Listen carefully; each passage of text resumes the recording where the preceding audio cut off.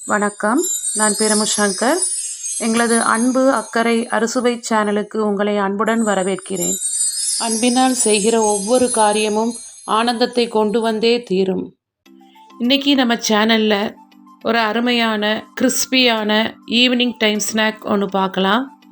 இது வித்தியாசமான சுவையில் வித்தியாசமான ஷேப்பில் குழந்தைகளை கவர்ற வண்ணம் ரொம்ப அருமையாக இருக்கும். இப்போ இதை எப்படி செய்கிறதுன்னு பார்க்கலாம். அடுப்பில் ஒரு வாணலியை வச்சுட்டு அதில் 1 டேபிள் ஸ்பூன் அளவுக்கு எண்ணெய் சேர்த்துட்டு அதில் 1 டீஸ்பூன் அளவுக்கு பெருஞ்சீரகமும் 1 டீஸ்பூன் அளவுக்கு இஞ்சி பூண்டு விழுதும் சேர்த்து அதனுடைய பச்சை வாசனை போகிற வரைக்கும் நம்ம நல்லா வதக்கணும். இப்போ பார்த்திங்கன்னா அதோட பச்சை வாசனை போயிட்டுது. இப்போ அது கூட நான் ஒரு பெரிய வெங்காயத்தை சின்ன சின்னதாக கட் பண்ணி சேர்க்குறேன். அதையும் நம்ம இப்போ நல்லா வதக்கணும். இப்போ இது கூட நம்ம கொஞ்சமாக புதினா இலை, கொஞ்சம் கறிவேப்பிலை, கொஞ்சமாக மல்லி இலை, இது எல்லாத்தையும் ஃப்ளேவருக்காக சேர்க்குறோம். அதுவும் நல்லா வதங்கணும். இப்போ பார்த்திங்கன்னா அது ஓரளவு நல்லா வதங்கிட்டு இப்போ நான் 10 பீன்ஸை நல்லா பொடிசாக கட் பண்ணி வச்சுருக்கிறேன். அதையும் நம்ம இதோடு சேர்த்து வதக்க ஆரம்பிச்சிடலாம். ஒரு பெரிய கேரட்டையும் சின்ன சின்னதாக கட் பண்ணி வச்சுருக்கிறேன். அதையும் இப்போ இதோடு சேர்த்துடலாம். ஒரு சின்ன கப் அளவுக்கு பச்சை பட்டாணி எடுத்துருக்கிறேன். இப்போ அதையும் சேர்த்துட்டு இப்போ இது எல்லாம் வதங்குறதுக்கு தேவையான அளவு உப்பை நம்ம இதோட சேர்த்துடலாம். உப்பு கொஞ்சம் குறைவாக தான் நம்ம சேர்க்கணும், ஏன்னா வெளி மாவுலையும் நம்ம உப்பு சேர்ப்போம். இப்போ நம்ம இந்த மசாலாவுக்கு எவ்வளவு காரம் வேணுமோ அந்த அளவுக்கு மிளகாய்த்தூளை சேர்க்கலாம். நான் இப்போ 2 டீஸ்பூன் அளவுக்கு சேர்க்குறேன். நான் இதில் கரம் மசாலா பொடி எதுவும் சேர்க்கலை. நீங்கள் விருப்பப்பட்டால் இதில் சேர்த்துக்கொள்ளலாம். இப்போ வதங்கிறதுக்கு நான் கொஞ்சமாக தண்ணி சேர்த்துருக்குறேன். இப்போ இதை ஒரு மூடி போட்டு நம்ம மூடி வச்சிடலாம். இப்போ காயெல்லாம் ஓரளவு நல்லா வெந்துட்டுது. ஒரு 5 நிமிஷம் ஆயிட்டுது. இப்போ இது கூட நான் 2 உருளைக்கிழங்க வேக வச்சு மசிச்சு வச்சுருக்கிறேன். அதையும் இதோடு நான் சேர்த்துடுறேன். இப்போ சேர்த்து நம்ம நல்லா கலந்து விட்டோன்னா நமக்கு மசாலா தயாராகிடும். இப்போ இதை நம்ம ஆற வச்சிடலாம். மேல் மாவு செய்யலாம். 200 கிராம் மைதா மாவு, 2 டீஸ்பூன் அளவுக்கு கடலை மாவு, 2 டீஸ்பூன் அளவுக்கு ரவை, இது எல்லாத்தையும் நம்ம ஒன்றா மிக்ஸ் பண்ணிடலாம். இப்போ அதுக்கு தேவையான அளவு உப்பையும் நம்ம இதோடு சேர்த்துடலாம். இப்போ இது எல்லாத்தையும் நம்ம நல்லா கலந்து விட்டுறணும். கலந்ததுக்கு அப்புறமா நம்ம கொஞ்சம் கொஞ்சமாக தண்ணி சேர்த்து இந்த மாவை கெட்டியாக பிசையணும்.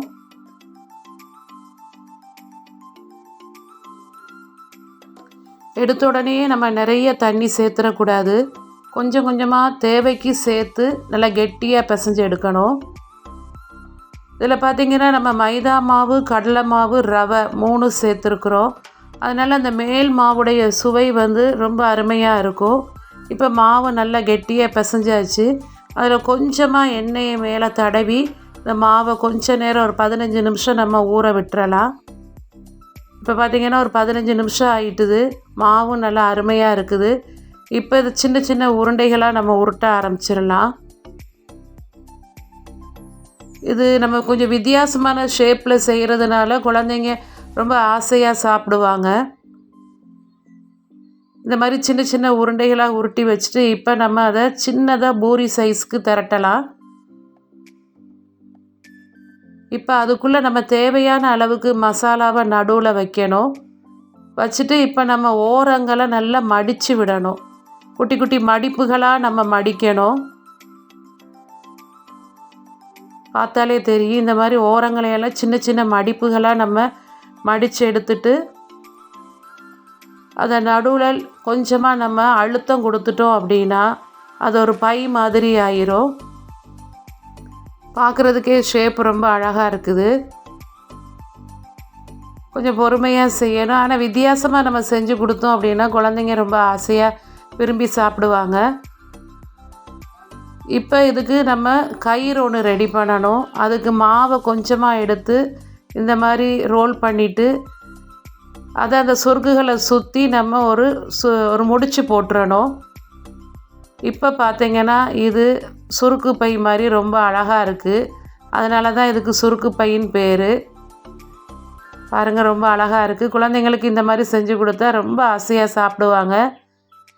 இது எனக்கு சொல்லி கொடுத்தது யாருன்னு பார்த்தீங்கன்னா, என்னுடைய அத்தை சுந்தரி நாகரத்தினம், ஸ்ரீலங்காவில் இருக்காங்க. அவங்க எப்போவுமே எல்லாமே கொஞ்சம் வித்தியாசமாக செய்வாங்க, க்ரியேட்டிவாக இருக்கும் அவங்களுடையது. அப்படி அவங்க சொல்லி கொடுத்த ஒன்று தான் இது. இது ரொம்ப கிறிஸ்பியாக இருக்கும். வெளிப்பக்கம் பார்த்திங்கன்னா நமக்கு மைதா மாவு, கடலை மாவு, ரவை 3 சேர்ந்துருக்கிறதுனால இது எவ்வளவு நேரம் ஆனாலும் நல்ல கிறிஸ்பியாக இருக்கும். இப்போ பார்த்திங்கன்னா எண்ணெய் நல்லா சூடாகிட்டுது. அதில் நான் இப்போ சுருக்கு பையை போட்டு பொரிச்சிக்கிட்டு இருக்கிறேன். நல்லா பொன்னிறம் ஆகும் வரைக்கும் நல்லா பொறுமையாக நம்ம பொரிச்சு எடுக்கணும்.